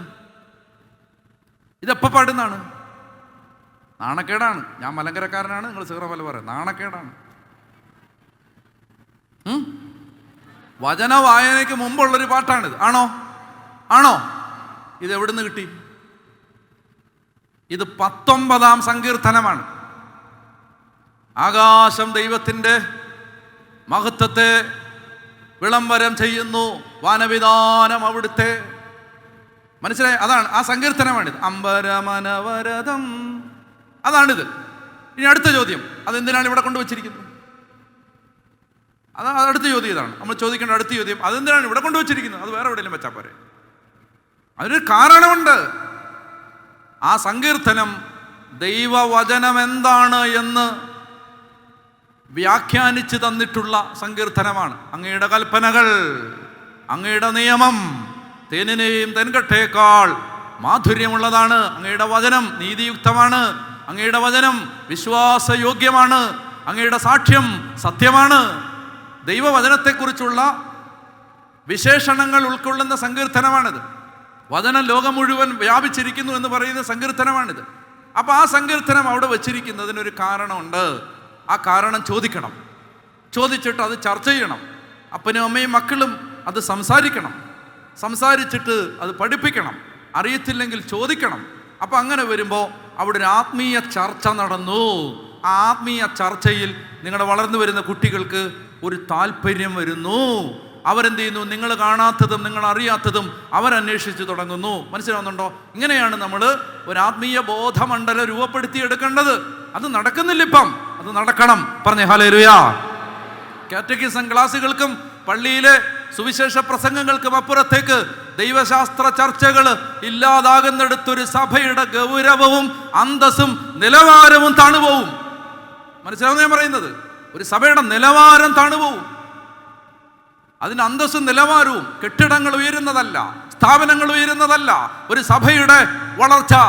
സഭയുടെ വളർച്ച ആ ജനത്തിൻ്റെ വിശ്വാസം വളരുന്നതാണ്, ആ ജനത്തിൻ്റെ ആഴം വളരുന്നതാണ്. പറഞ്ഞേ ഹല്ലേലൂയ. അതിന് വേറെ വഴിയില്ല. എന്ത് ചെയ്യുന്നറിയോ? അതിന് പ്രബോധനം വേണം. ജ്ഞാനവും പ്രബോധനവും ഇല്ലെങ്കിൽ ജനം നശിക്കും എന്ന് വചനമുണ്ട്. ജ്ഞാനത്തെയും പ്രബോധനത്തെയും പുച്ഛിച്ച് തള്ളുന്നവൻ്റെ നില ശോചനീയമാണ്. അപ്പോൾ അതുകൊണ്ട് എന്ത് ചെയ്യുക? ഇതൊക്കെ അറിയാൻ താല്പര്യം വരണമെങ്കിൽ ഇപ്പം കത്തോലിക്ക സഭയുടെ മതബോധന ഗ്രന്ഥം വെളിപാടിൻ്റെ ഹൃദയം തുറക്കപ്പെടാത്തവന് ഇത് വായിച്ചാൽ ഉറങ്ങാൻ അത് മതി, 2 മിനിറ്റ് വായിച്ചാൽ മതി. എന്നോട് ഇന്നൊരാൾ പറഞ്ഞു, അതായത് എൻ്റെ അമ്മ ഉറങ്ങണമെങ്കിൽ പഠിക്കാനുള്ള എന്തെങ്കിലും പുസ്തകം എടുത്ത് കൊടുത്താൽ മതി എന്ന് പറഞ്ഞു. അമ്മ വായിച്ച് 1.5 മിനിറ്റ് കഴിയുമ്പോൾ അമ്മ ഉറങ്ങും.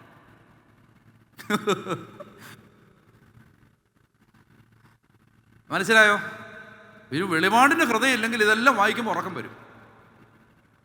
അപ്പോൾ അത് തുറക്കപ്പെടണം. അപ്പോൾ ഇത് പ്രാർത്ഥിക്കണം. അപ്പോൾ 110 മറക്കരുത്, ഈ സങ്കീർത്തനം മറന്നു പോരുത്. എന്താണ്? ദൈവമേ, ക്വിക്കൻ മൈ സ്പിരിറ്റ്, ക്വിക്കൻ, എൻ്റെ ഹൃദയത്തെ, എൻ്റെ ആത്മാവിനെ ഒന്ന് ഉണർത്തി തരണമേ. നിൻ്റെ വഴികളിലൂടെ നടക്കാൻ എൻ്റെ ആത്മാവിനെ അങ്ങൊന്ന് ഉണർത്തി തരണമേ. ഈ 2 കാര്യങ്ങൾ നമ്മൾ പ്രാർത്ഥിക്കുക. ചെയ്യാവോ? അപ്പം നിങ്ങൾ അത് ചെയ്യുക, പ്രാർത്ഥിക്കുക.